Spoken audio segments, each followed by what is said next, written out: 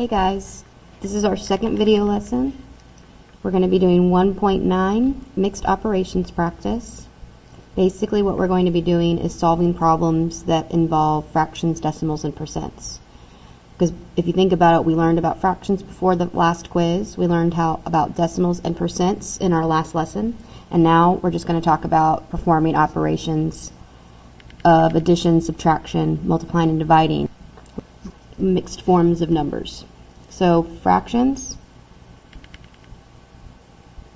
decimals, and percents are what we call mixed forms. Now remember, you need to be writing down every single thing that I write down. If I make a note somewhere, you make a note somewhere. If I circle something, you circle something. If I show certain work, you show certain work. Now, if you look at step 1, it says convert one or more numbers in the problem so that all numbers in the problem are the same format. So we're going to underline all numbers are in the same format. That means you want them all to be decimals or fractions. You'll know which one to change it to because of the directions. So it says evaluate each expression, give your final answer as a fraction in simplest forms. So for 1 through 6, your answers should be a fraction, so you're going to convert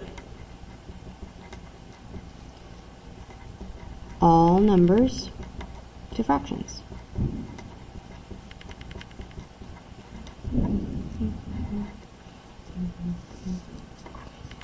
Now, if you look at 7 through 12, the directions say give your final answer as a decimal.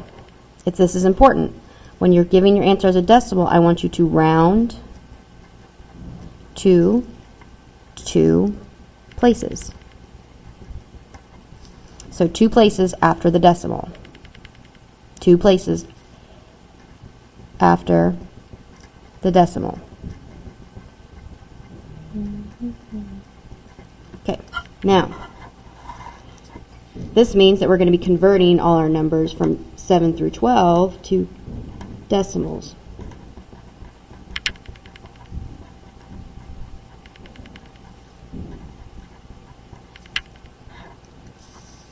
Now let's start number 1.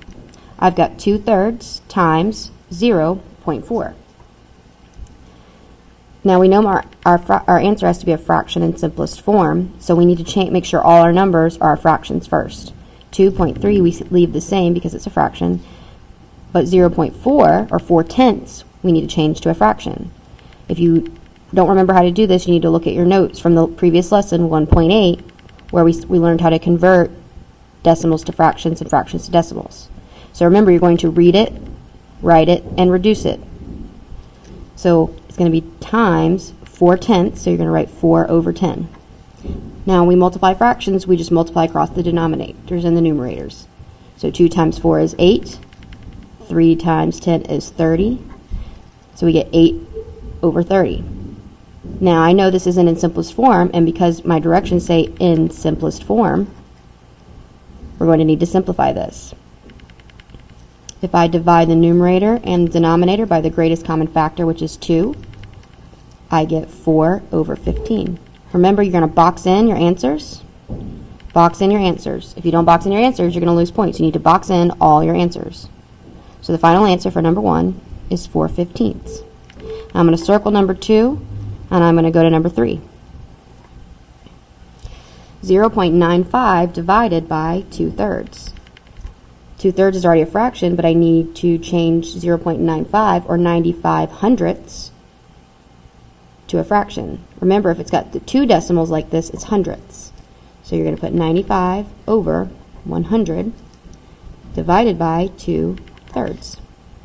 Now remember, when we divide fractions, only when we divide, not when we multiply, not when we add, not when we subtract. Only when we divide fractions do we do keep, change, flip.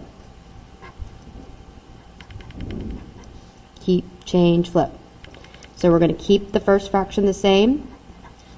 We're going to change the division sign to multiplication, and we're going to flip that second fraction.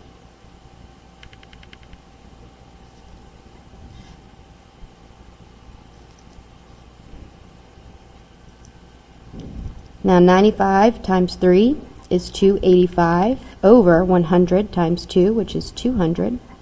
I know that can be simplified. I can simplify it by dividing the numerator and the denominator by the greatest common factor, which is 5. 285 divided by 5 is 57. 200 divided by 5 is 40. I can't simplify that any further. That's my final answer. So I box it in. Now we're going to circle number 4, and we're going to go to number 5. 0.9 minus negative 11 twelfths. 0.9 I need to change to a fraction, so I'm going to read it, write it, reduce it. Remember, this 9 is one spot, so it's going to be 9 over 10, 9 tenths. Remember, 2 decimal places is hundredths. If you need a quick reminder,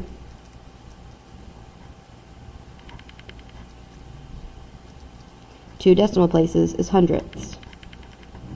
1 decimal place is tenths.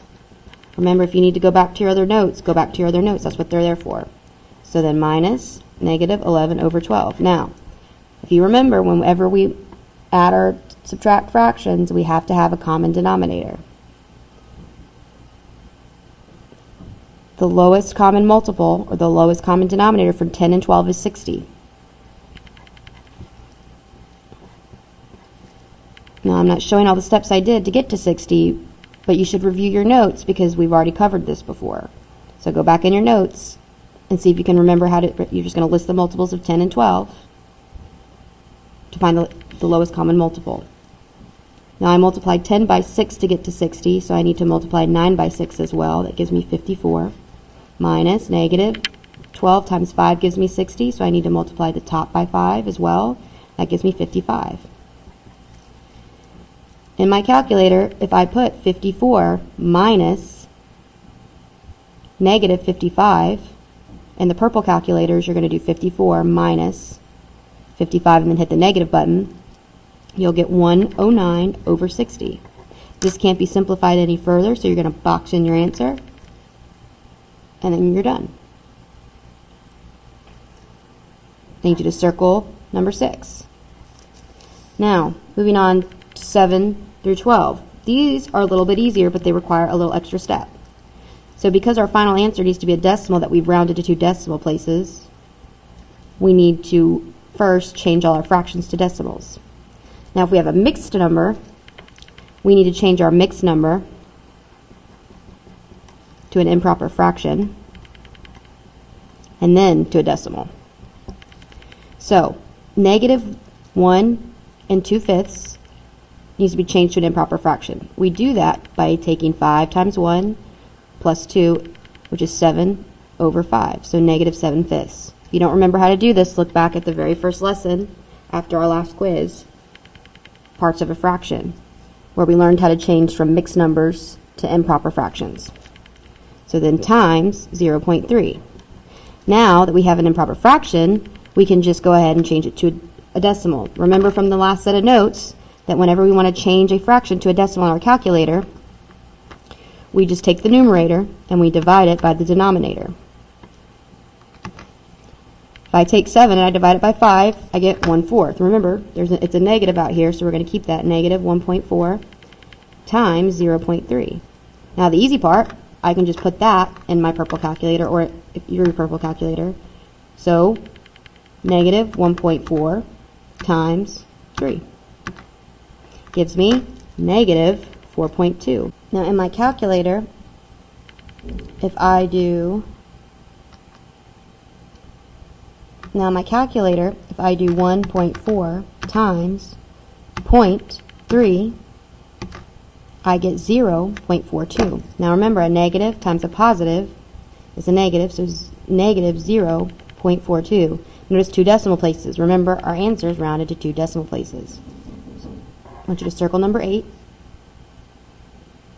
and go to number 9. 0.6 divided by 1 1/2. So the first thing we're going to do is change our mixed number to an improper fraction.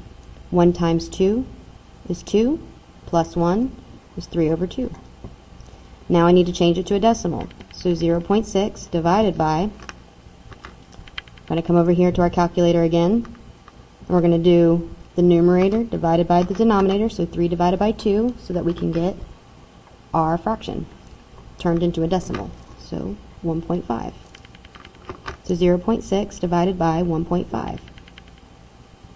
0.6 divided by 1.5, you're just going to put that in your calculator. 0.6 divided by 1.5 gives me 0.4.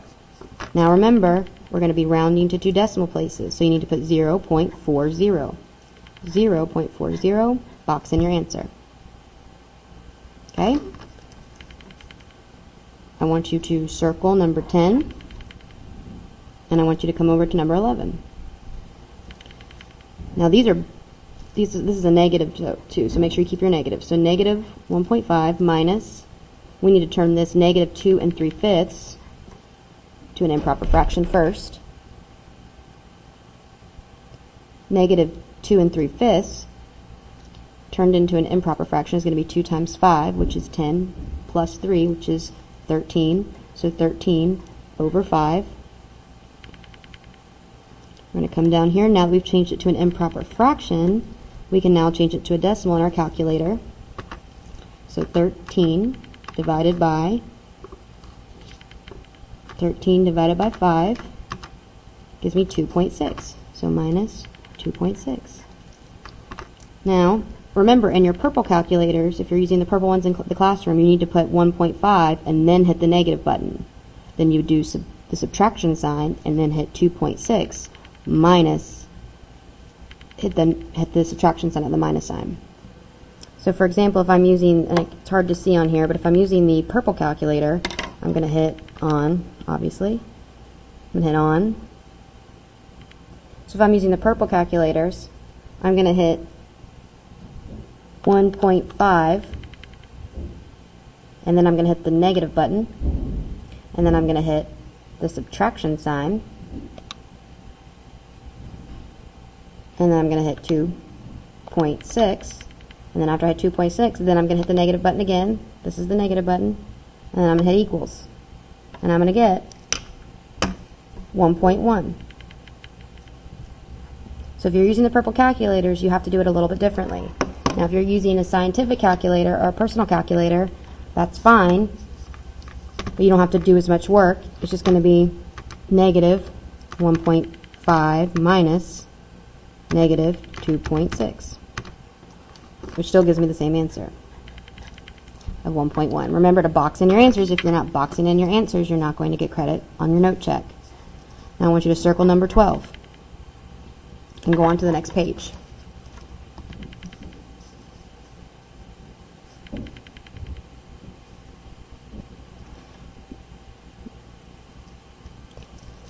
So we get 1.1. Now remember, we need to round our decimals to 2 decimal places. So you're going to want 1.10, box it, and then you're done. Circle number 12, and then move on to the back page.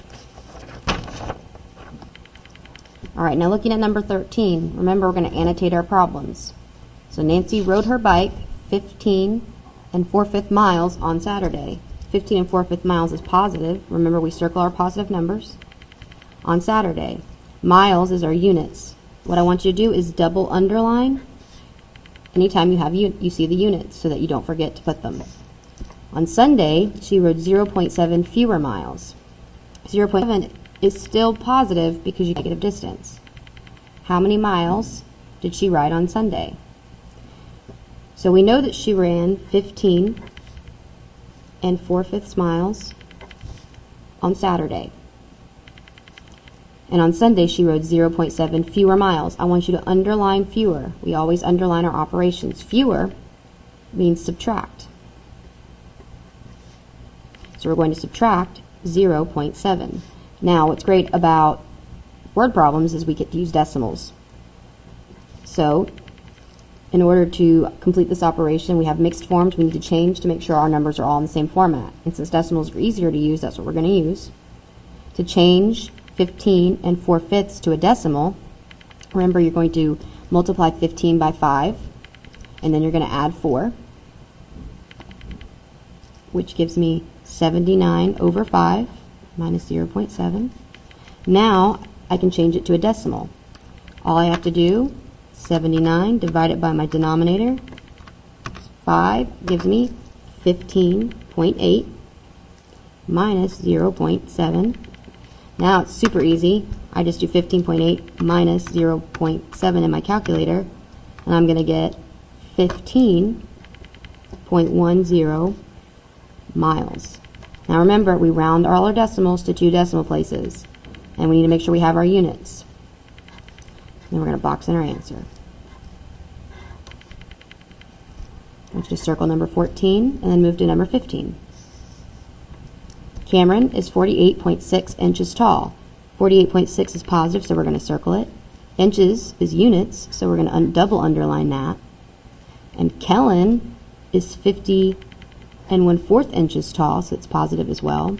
How much taller is Kellen? Now Kellen is 50 1/4 inches tall. Cameron is 48.6 inches tall. If we wanted to know how much taller, how many inches taller Kellen is, we need to find the difference. So you need to find the height difference.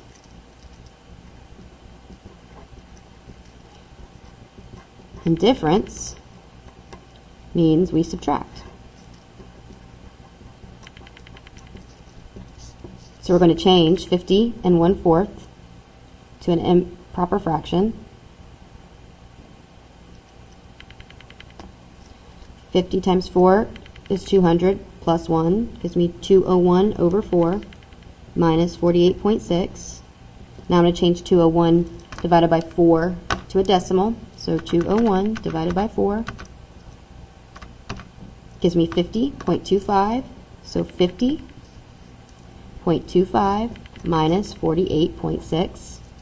Then I can just put that in my calculator again.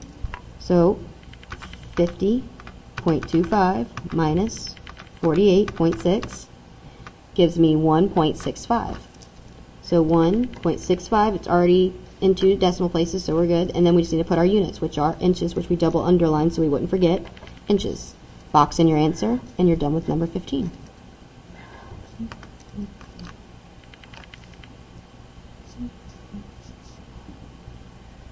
I want you to go on to number 17. Brielle spent $4.90 for 3.5 pounds of ham. $4.90 is positive, we're going to circle it. 3.5 pounds is positive, so we're definitely going to circle that. Notice though that we have dollars and pounds, so you need to underline both. That's 2 different units. What is the cost per pound? So we're going to underline cost per pound once because that's our operation. If you remember from the lesson where we did multiplying and dividing fractions, we had word problems, and whenever we saw per, we knew it was going to be a division problem. So cost per pound tells me it's a division problem. Remember, that per tells me it's division. So I'm going to take $4.90, and I want to know how many pounds I can buy for that amount of money. That's what we're trying to figure out. She spent $4.90. How many pounds? Like how much was each pound? How much did that cost? So if she bought 3.5 pounds, we're going to figure out the cost per pound. So we're going to divide it by 3.5. Now we're going to change our 3.5 to an improper fraction. 3 times 2 is 6, plus 1 is 7 over 2. Then we're going to change our 7 over 2, 7 seconds, or 7 divided by 2 into our calculator to get a fraction, to turn our fraction into a decimal, which gives me 3.5. Now I can just put it in my calculator. 4.90 divided by 3.5 gives me 1.4. Now remember, our final answers need to be rounded to 2 decimal places, so we're going to put 1.40. Now because it's a division problem and we have 2 different units, both those units need to be there, because it's going to be $1.40 per pound. If you put dollars or just pounds, that's not correct. It's dollars per pounds. If you have 2 units in the problem, you're probably going to have 2 units in your answer. We're going to box our answer in.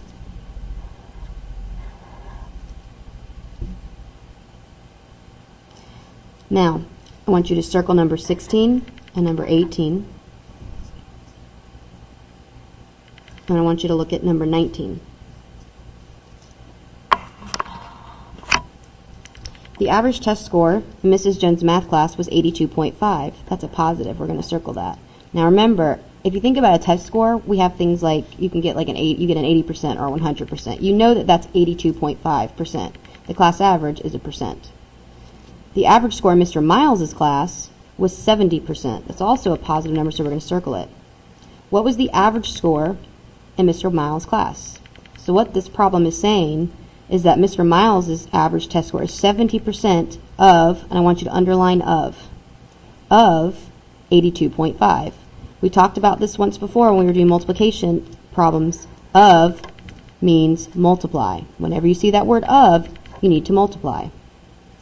Percent is our unit, so we're going to double underline that. So to do this, we're going to take 82.5, and we're going to find 70% of 82.5, so we're going to multiply that by 70%. Now remember, we need to convert all our numbers to the same format. So 82.5 is a decimal, but 70% is a percent. Now if you remember from the last notes, if we wanted to change 70% to a decimal, we're going to take the decimal place and we're going to move it to the left 2. So I'm going to go 1, 2. That means I'm going to multiply by 0.70. So in my calculator, I'm going to do 82.5 times 0.70, which gives me 57.75. 57.75%. Now box in your answer. Don't forget your units. Now, if you have a scientific calculator, there is a way for you to do the percents without doing that. You can do times and then hit the percent button. If you don't have that, it's okay. You just have to do it this way and convert your percent to a decimal first. Now I want you to move on to number 20. We're going to talk about sales tax. So when you buy an item and there's a tax on it, that's money. A sales tax is money added to the final cost. It's like when you go to the store and you buy Skittles. When you go to pay for those Skittles, even though the price tag on the Skittles says 99 cents, the amount you pay is usually like 109 or something like that. That extra amount is your sales tax. So 6% is a positive number, so we're going to circle that. We're also going to double underline the percent. Charged on a $43.50 item. That's a positive number. We're going to circle that as well. How much is paid for the item altogether? Altogether tells me I'm going to add. However, we're going to have to do 2 operations here. First, we need to figure out how much sales tax is. We know it's 6%. We just don't know what the actual money value of 6% is. So what you have to do is take $43.50. We need to figure out what 6% of $43.50 is first. So we're going to multiply this by that 6%. Remember of. So that's step 1. So $43.50 times, remember we need to turn 6% into a decimal. So 6% and a decimal, if the decimal is here, we're going to move it to the left 2, 1, 2, fill in that one with a 0, 0.06, 0.06. So if I go to my calculator,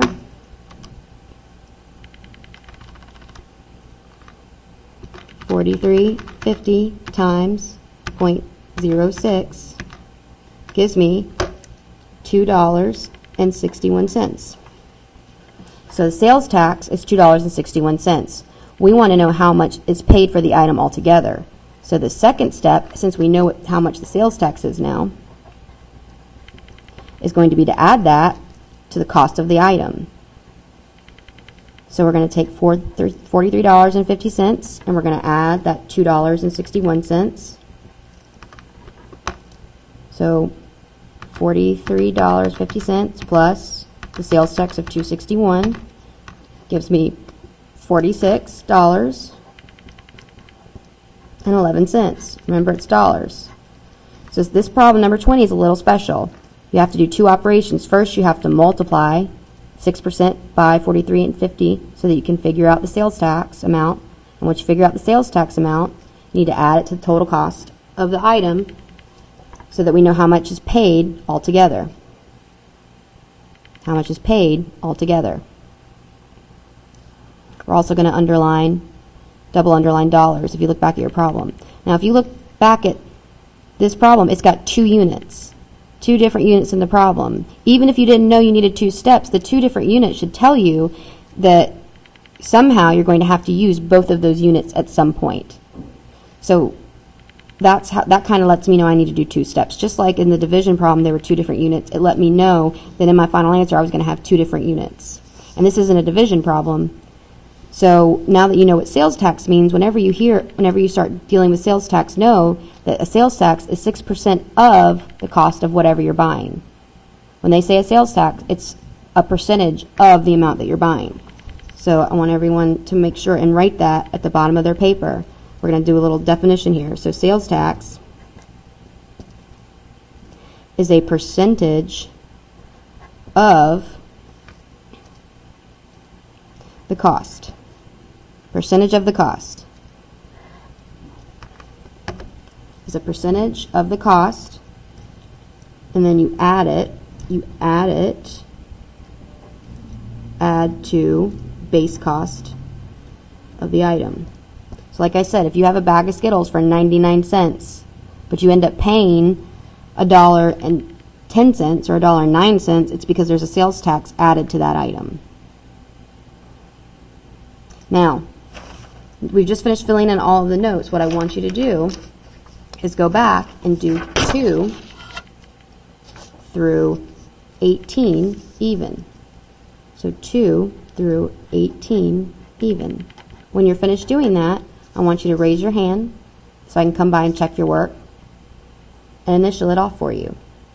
Now, remember, you can pause this video at any time and ask questions. You can go back and review parts of the video. You can go back and look at the video from the last lesson if you don't remember, or you can look back at your notes. And remember, if you have any questions, just raise your hand. You need to finish all of the practice problems and make sure that I've initialed off on it so that you know your answers are correct, because these are going to show up again on your quiz or on your unit test. All right, good luck, guys. Try and work as hard as you can so you don't have any homework tonight. The more problems you are able to finish in class, the less homework you're going to have. Ideally, you won't have any homework. That's what we're kind of aiming for here. So when you're finished, remember, raise your hand after you finish the practice problems so that I can initial